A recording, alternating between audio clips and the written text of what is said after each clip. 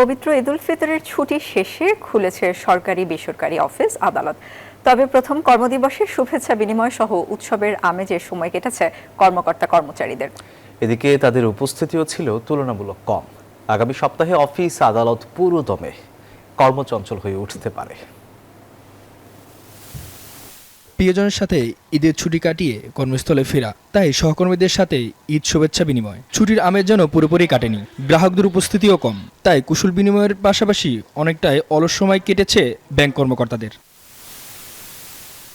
7 দিনের ছুটি শেষে মাঝে 2 দিনের অফিস, এরপর স্বাধীনতা দিবসের সাথে 2 দিনের সাপ্তাহিক ছুটি। তাই যারা বাড়তি ছুটি ম্যানেজ করতে পেরেছেন তাদের অনেকেই এখনও কর্মস্থলে ফিরেননি। আবার যারা ফিরেছেন তাদের অনেকেই বাস ও ট্রেন স্টেশন এবং লঞ্চ টার্মিনাল থেকেই সরাসরি অফিসে পৌঁছেছেন। কর্মকর্তা কর্মচারীদের পাশাপাশি গ্রাহক উপস্থিতিও কম থাকায় লেনদেন হয়েছে কম। গ্রাহকরাও স্বাচ্ছন্দ্যের সেবা পেয়েছেন।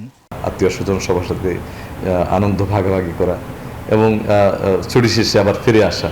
তো আমি মনে করি যে আমার প্রত্যেক ব্যাংকার কর্মীরা উজ্জীবিত হয়ে আসছে, রিচার্জ হয়ে আসছে। খোলার দিনে আমরা ওই প্রথাগতভাবে সমস্ত এমপ্লয়িরা সকালের শুরুতে আমরা কুশল বিনিময় করমর্দন প্লাস কোলাকুলির মাধ্যমে আমরা দিন শুরু করছি। সবার সাথে ঈদ মোবারক করলাম।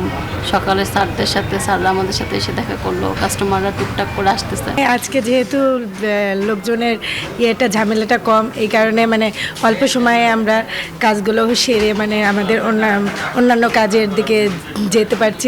আগামী রোববার অফিস আদালতের পাশাপাশি খোলা থাকবে বেশিরভাগই শিক্ষা প্রতিষ্ঠান। তাই রাজধানী ঢাকা অনেকটাই চিরচেনা রূপে ফিরবে বলে প্রত্যাশা করছেন তারা। মামুন ইসলাম, নিউজ 24, ঢাকা।